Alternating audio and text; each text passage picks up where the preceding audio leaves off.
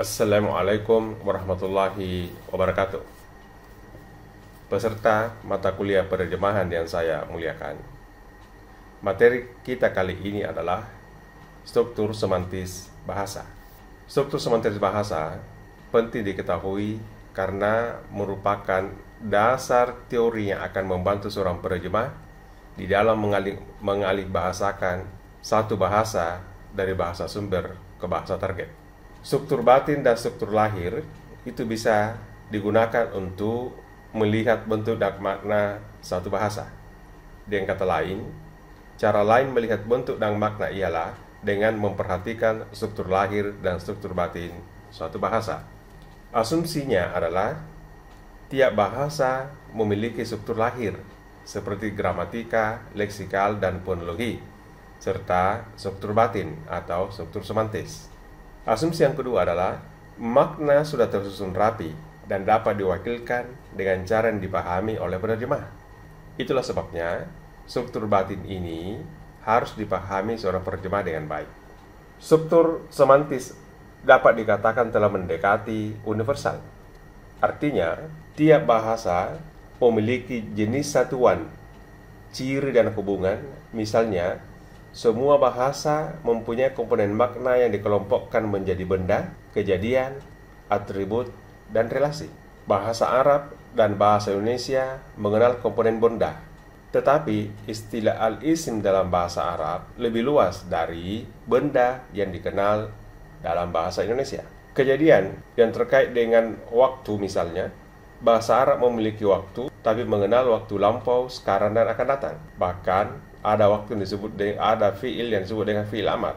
Dalam bahasa Indonesia, kata kerja itu tidak mengalami perubahan gramatika untuk menentukan waktu lampau dan sekarang misalnya. Hanya perlu penambahan kala. Inilah yang harus dipahami bahwa ada perbedaan-perbedaan komponen makna di antara bahasa target dan bahasa sumber. Atau ada perbedaan komponen makna antara bahasa Arab dan bahasa Indonesia. Dengan kata lain, tidak semua bahasa memiliki struktur lahir yang sama. Ada bahasa yang memiliki konjungsi, ada yang tidak. Ada yang mempunyai frasa, preposisi, dan ada yang tidak. Dalam bahasa Arab, preposisi-preposisi itu punya peran-peran karena bisa mempengaruhi kata sesudahnya. Sebaliknya, bahasa Indonesia, inilah yang harus dipahami bahwa ketika kita mengalihbahasakan satu naskah dalam bentuk struktur lahir dari bahasa target, maka struktur batin bahasa sumber, dalam hal ini bahasa Arab, harus dimiliki. Jadi, ini contoh, misalnya preposisi semantis terdapat pada semua bahasa. Proposisi semantis terdapat pada semua bahasa yang terdiri atas konsep-konsep pengelompokan komponen makna. Misalnya konsep Khairuddin, konsep memukul, dan konsep bola. Dalam bahasa Arab, peran-peran yang dimainkan pada konsep-konsep ini terdiri atas ada fi'il, ada fa'il, dan ada maf'ulun bih. Khairuddin daraba al-qura. Ini komponen terdiri dari fa'il, pelaku, fi'il, kata kerja, maf'ulun bih, objek. Daraba Khairuddin al-qura terdiri dari komponen fi'il, komponen fa'il, dan komponen maf'ulun bih. Kemudian, duribatil qura terdiri dari komponen fi'il dan naibul fa'il. Al-qura, naibul fa'il. Kemudian, al-quratul madrubah terdiri dari isim dan isim. Jadi, pada contoh-contoh ini terdapat proposisi semantis pada bahasa Arab. Oleh karena itu, ketika akan diterjemahkan, maka struktur semantis atau struktur batin ini harus dipahami. Di dalam bahasa Arab juga dikenal jumlah fi'il. Misalnya, kata bat-talibu ad-darsa dimulai dengan kata kerja. Ada juga jumlah ismiyah yang dimulai dengan isim atau kata benda. At-talibu kataba ad-darsa. Ada juga struktur mudhaf wa mudhafun ilaih. Misalnya, talibul jami'ah. Ada juga struktur sifatu wa mausuf. Misalnya, at-talibu al-mahir. Ada juga pola mubtada wa habar.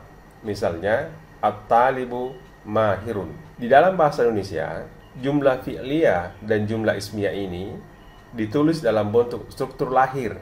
Mahasiswa itu menulis pelajaran. Dalam bahasa Arab, jumlah ismiyah dan jumlah fi'liyah tidak terdapat komponen itu, tidak terdapat kata itu. Tetapi struktur batinnya mengatakan di sana ada itu. Karena itu di dalam bahasa Indonesia ketika kalimat ini diterjemahkan muncul struktur lahir itu. kita pun menulisnya mahasiswa itu menulis. Pada mubtada wa khabar, at-talibu mahirun, mahasiswa itu pintar. Komponen makna di dalam bahasa Arab hanya at-talibu mahirun. At-talibu isim, mahirun sifat. Tidak ada ismul isyarah, kata tunjuk itu. Tapi dalam bahasa Indonesia enak didengar jika ditambahkan kata itu, struktur lahirnya. Jadi struktur batin bahasa Arab at-talibu mahiru, ketika kita ungkap dalam bahasa Indonesia dalam bentuk struktur lahir, kita menambahkan itu, mahasiswa itu pintar. Sama halnya dengan pada bentuk sifat wa mausuf, at-talibu al-mahir. Semua orang Arab atau penutur bahasa Arab memahami bahwa antara at-talibu al-mahir itu ada kata yang. Dalam bahasa Indonesia, karena kita memahami struktur batinnya, maka kita ungkap dalam bentuk struktur lahir menjadi mahasiswa yang pintar. Sama dengan talibul jami'ah, karena di situ ada kepemilikan, maka kita menambahkannya, mahasiswanya perguruan tinggi. Bisa saja nya disenyapkan menjadi mahasiswa perguruan tinggi, karena bentuk ini berbeda dengan sifat mausuf dan mubtada khabar. Sebab antara kata talib dan al-jami'ah, kalau kita memasangkan itu, mahasiswa itu jami'ah, itu tidak berterima dalam bahasa Indonesia. Demikian juga jika kita menyisipkan yang, mahasiswa yang perguruan tinggi juga tidak berterima. Yang paling berterima adalah mahasiswanya perguruan tinggi, atau sekali dihilangkan katanya menjadi mahasiswa perguruan tinggi. Inilah yang dimaksud kita memahami struktur batin atau struktur semantis bahasa sumber bahasa Arab dan diungkap struktur lahir dalam bahasa Arab. Struktur batin bisa kita lihat juga dari contohnya seperti ini. Ya, jadi informasi yang kita tangkap dari satu paragraf, misalnya iltaqa Ali wa Ahmad fil ghurfah. Coba perhatikan struktur batin dari kalimat-kalimat berikut. Iltaqa Ali wa Ahmad fil ghurfah. Huma yatahaddatsani. Insarafa Ali, insarafa Ahmad. Ini struktur batin yang terdapat pada bahasa Arab. Jadi Ahmad dan Ali bertemu di kamar, mereka berbicara, Ali pulang, Ahmad pulang. Kalau kita terjemahkan ke dalam bahasa Indonesia dalam bentuk struktur lahir, maka kemungkinan yang muncul adalah Ali bertemu dengan Ahmad di ruangan itu, mereka berbincang-bincang. Ali pergi, kemudian Ahmad pergi juga. Bentuk lainnya, Ali bertemu dengan Ahmad di ruangan itu dan mereka berbincang-bincang. Kemudian Ali pergi dan begitu juga Ahmad. Bentuk lahir yang lain, Ali bertemu dengan Ahmad di ruangan itu, sesudah mereka berbincang-bincang, Ahmad pergi dan kemudian Ali. Bentuk lainnya, Ali dan Ahmad bertemu di ruangan untuk berbincang-bincang, sesudah selesai berbincang-bincang, Ahmad pergi dahulu kemudian Ali menyusul. Jadi, struktur batin bahasa Arab tadi diterjemahkan ke dalam struktur lahir dalam bahasa Indonesia dengan beragam bentuk, beragam struktur lahir. Sangat tergantung dari pemahaman penerjemah. Jadi, menuju struktur lahir ini penting kita pahami. Bagaimana kita menampilkan struktur batin, makna struktur batin ke struktur lahir. Jadi struktur semantis itu, ini contoh ya. Ini contoh dari struktur batin yang kemudian kita ubah menjadi struktur lahir. Misalnya struktur semantis yang hadir. Kemarin dia pergi ke kota, selanjutnya dia membeli mobil, selanjutnya dia mengendarai mobil itu pulang, selanjutnya dia memperlihatkan mobil itu kepada Nur Hayati.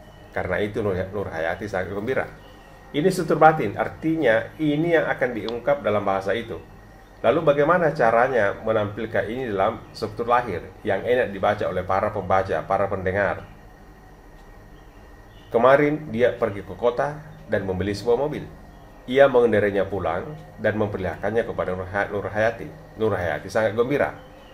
Bentuk yang mungkin yang lain adalah dia membeli mobil kemarin ketika ia pergi ke kota. Sesudah mengendarainya pulang, ia memperlihatkannya kepada Nur Hayati, yang membuat Nur Hayati sangat gembira. Bentuk lain, dia membeli mobil di kota kemarin.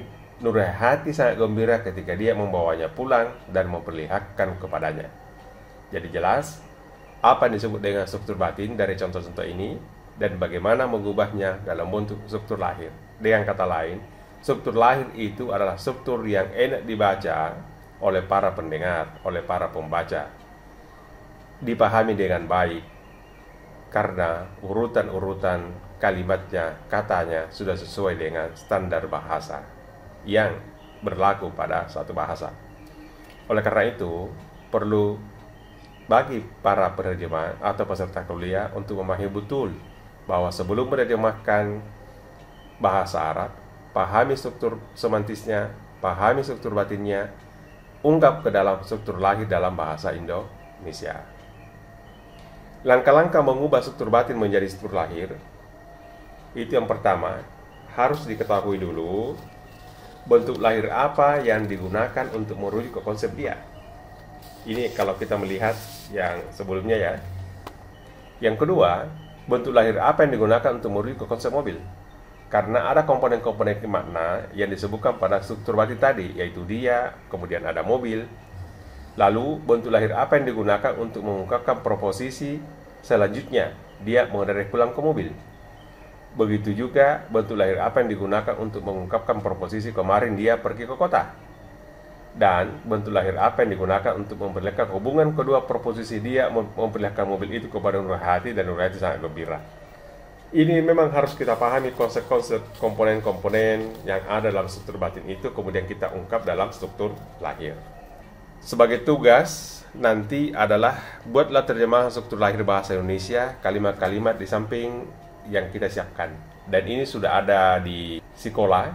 Jadi kalimat-kalimat ini Anda bahas di forum diskusi di sekolah, dan itu sudah disiapkan. Kuliatul Dirasati Al-Islamiyah wal Arabiyah Dubai. Kemudian Madrasatul Bustan Al-Khassah. Naibur Raisi Hamzah Has, wakil presiden dahulu.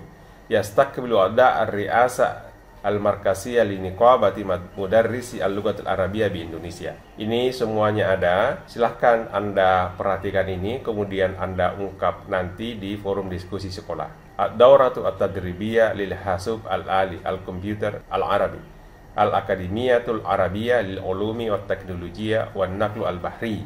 Taqabbal al-Kulliyat at-tullab wa at-talibat min abna'il ummatil arabiyyah al-hasilina 'ala at-thanawiyatil 'ammah wa ma yu'adiluha min as-sahadatil ajnabiyyah. Ahdatsu kulliyatul hasubati wa teknologiyati wal ma'lumat. Jadi ini semua yang dibahas nanti di dalam forum kelas di sekolah. Silakan melihat struktur batinnya, kemudian berikan struktur lahir dalam bahasa Indonesia yang mungkin dari kalimat-kalimat ini. Lembar kerja berikutnya itu dikumpulkan pada menu tugas di sekolah. Jadi kalian mengambil materi dari kalimat-kalimat ini. Untuk lembar kerja atau menu tugas yang dikumpulkan pada menu tugas di sekolah adalah kalian memilih salah satu artikel dari laman g.ahram.org.ig ya, Egypt.